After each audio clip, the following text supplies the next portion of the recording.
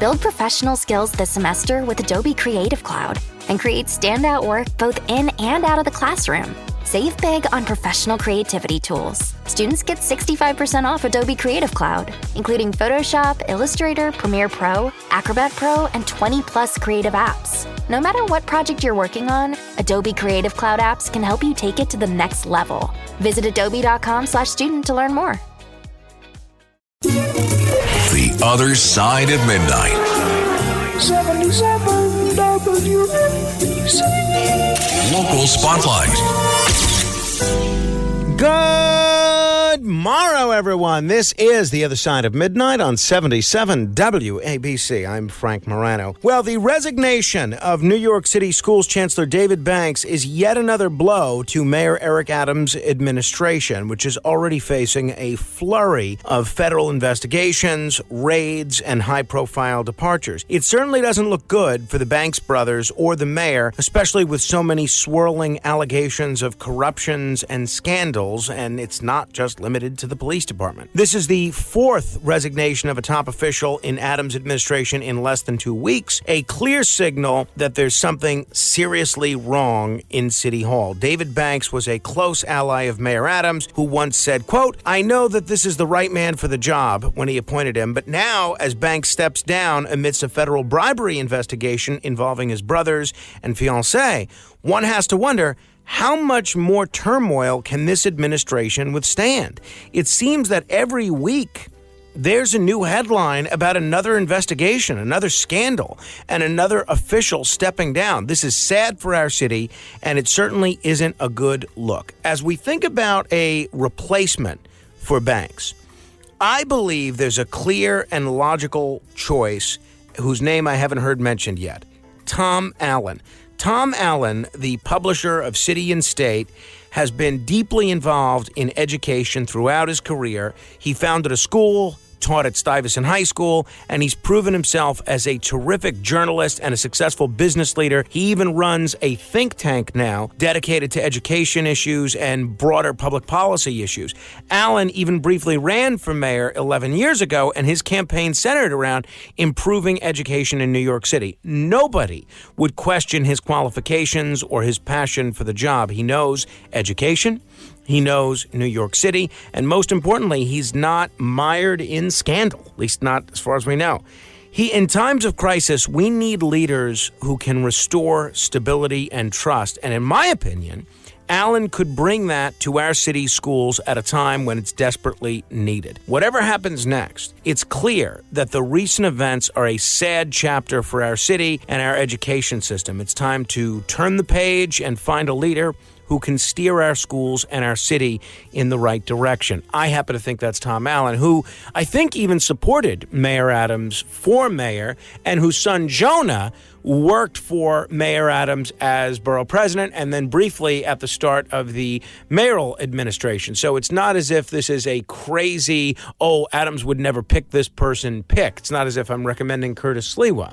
So I say, Mayor Adams, if you're listening, consider Tom Allen for schools chancellor. Beam me up! To be continued. If you're having problems with your septic system and you're tired of spending so much money each year to have it pumped, then SeptiClean is the answer for you. SeptiClean is an advanced specially formulated blend of bacteria used in the treatment of home and commercial septic systems. The breakdown of waste in your system relies on biological activity of naturally occurring bacteria. SeptiClean restores the natural biological process in your septic system and boosts the existing biological activity. SeptiClean is completely safe on all plumbing and can help prevent expensive emergencies in pumping. SeptiClean has approximately 6 to 100 times the bacteria count of other leading off-the-shelf brands in a 1-year supply. SeptiClean comes in a water-soluble pack, which you flush down the toilet once a month with no mess or stress. Save time, money, and maintenance on your septic system. Find SeptiClean at Emporium True Value Hardware on Main Street in Sag Harbor, or visit micro-tab.com. That's micro-tabb.com.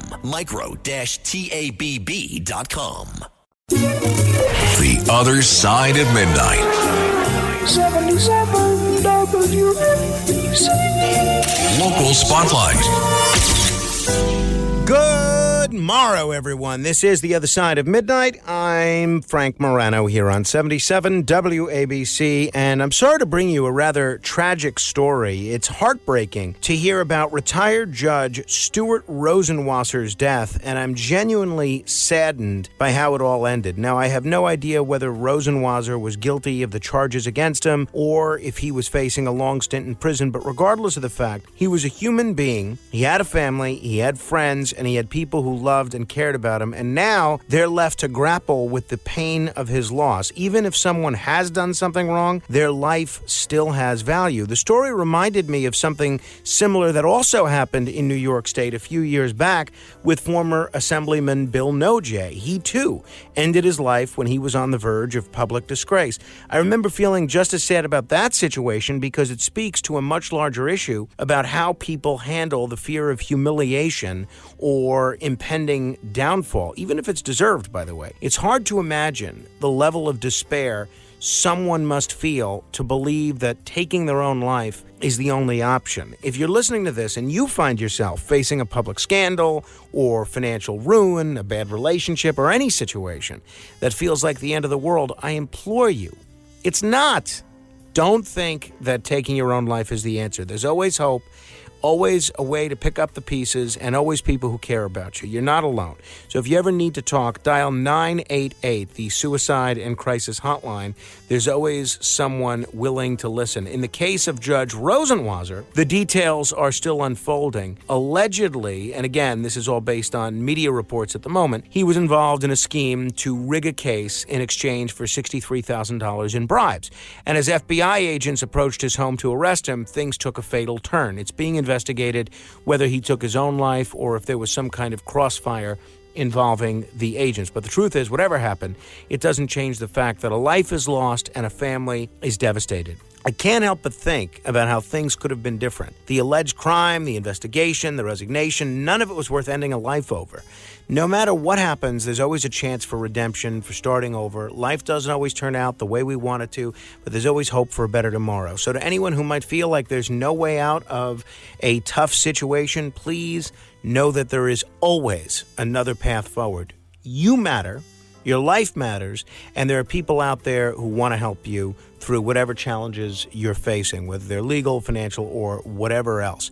You know, Jerry Springer was never known as a great philosopher, at least in his trash TV days, but one of the things that he used to end his show with, I thought had a lot of resonance. He would say, be good to yourselves and each other. And I think that's great advice to remember every day. To be continued. Fellas, you know Degree Cool Rush deodorant, right? Well, last year they changed the formula, and guys were mad about it. One dude even started a petition. So guess what? Degree heard us, admitted they messed up, and brought the original Cool Rush scent back exactly how it was. And it's in Walmart, Target, and other stores now for under $4. So grab some and remember why its cool, crisp, and fresh scent made it the #1 men's antiperspirant for the last decade. Degree Cool Rush is back, and it smells like victory for all of us. The Other Side of Midnight. 77 WABC. Local Spotlight. New Jersey, the Garden State. And you know, folks, our state is known for many things. Well, your state if you live there, but I feel like it's almost my state because I do spend a lot of time there. It's known for great pizzas, jug handles, and of course, some of the most eyebrow-raising ballot drawings in recent memory. I mean, who needs Las Vegas when you've got the Essex County Clerk's Office, right? Let's rewind to last year where Republicans finally managed to draw line A on the ballot for the first time in 17 years. A miracle? Perhaps. But this happened just as one of their own was suing the county over the near statistical impossibility of Democrats winning every single time. I'm no mathematician, but even I know that kind of streak sounds more like Atlantic City odds than democracy. Basically, you're not guaranteed any particular place on the ballot in New Jersey. It's supposed to be a random drawing by the clerk. So enter State Senator Joe Cryan with a proposition that's truly one for the ages. Computers. Yes, those magical machines that already handle everything from our banking to our dating lives? I mean, if we trust them to find us love, why not let them handle our ballot positions too? Cryon has submitted a bill, NJS3633, and it aims to replace good old-fashioned drawing from a box method, which is what New Jersey uses now, with a computerized random drawing. And you know what? This might actually be the fairest way to do things. Now, I know what some of you are thinking. Can we really trust a computer over an elected official? Well, that's like asking if you'd rather trust a GPS or your Uncle Larry's shortcut through the Lincoln Tunnel at rush hour. We all know the answer. The beauty of Cryon's proposal is that these computers must come with appropriate safeguards to limit outside influence. You know, the kind of safeguards we wish that we had back when our Uncle Larry said, "Trust me, it's a shortcut." Meanwhile, our friends on the other side of the aisle aren't taking any chances. Republicans have introduced NJS 3598, a bill that says candidates should be allowed to attend the ballot drawings and inspect the equipment afterwards. Kind of like bringing your own flashlight to a magic show to make sure there's no funny business. And you know what? That's fair too, because transparency in elections should be like my favorite Italian restaurant, wide open with everything out in the open for all to see. Let's be real, folks. The existing ballot position drawing strategy has more red flags than a Six Flags parking lot. It's got people questioning the integrity of the process, and the last thing we need is more doubt creeping into our elections. Something's got to change. Beam me up! To be continued. Morning decisions. A creamy mocha frappuccino drink? A sweet vanilla? Maybe a smooth caramel? Or that white chocolate mocha? Whichever you choose, delicious coffee awaits. Start your day with bottled Starbucks Frappuccino drinks. Pick up a bottle near you wherever you buy your groceries. The Other Side of Midnight. 77 WABC. Local Spotlight. Folks, the MTA's $68 billion capital plan is out. And let me tell you, there's at least one shiny gem nestled inside it. The Interborough Express, or as the cool kids call it, the IBX. This isn't just some pie-in-the-sky idea. We're talking about a real light rail project running between Brooklyn and Queens. That's right.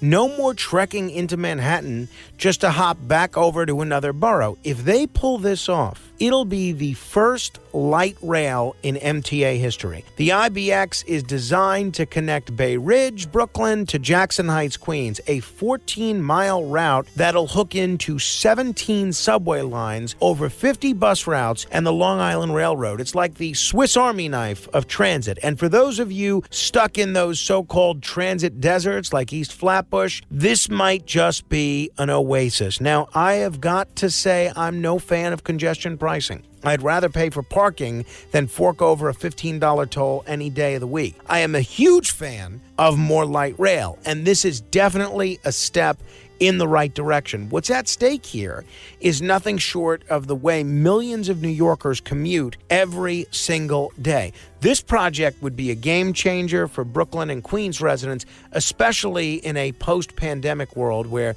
more and more people are working outside of Manhattan. But here's the catch, and there's always a catch, isn't there? The IBX's $2.75 billion allocation is only about half of what's needed to complete this ambitious project. The MTA is hoping for some big bucks from Washington to help fill in the gaps, but there's still the question of where all this money is coming from, especially when Governor Hochul, who's called the IBX her baby, paused the congestion pricing program that would have filled a $16.5 billion hole, at least that's what they tell us, in the MTA's current capital plan. Now, don't get me wrong, I'd rather she pause congestion pricing permanently, but without it, there is a lot of zeros that are still missing, and I'm not sure how we end up paying for this. Transit watchdogs like Rachel Faust from Reinvent Albany have pointed out that without the congestion pricing dollars, the MTA's math just doesn't add up. And we're not talking about basic arithmetic here. We're talking about a $33 billion gap in funding for the agency's latest dreams and schemes. Hochul's got to find that money somewhere, or else we're all going to be stuck in traffic while the light rail project gathers dust. Then there's the spooky question about that tunnel under a cemetery in Middle Village, Queens. Do we run the light rail through it or divert it to local streets? The MTA says it's too narrow for passenger tracks. So expanding it might be prohibitively expensive. I don't know what is going to happen here, but I think just the fact that we're talking about light rail in New York City is a huge step in the right direction. Beam me up! To be continued.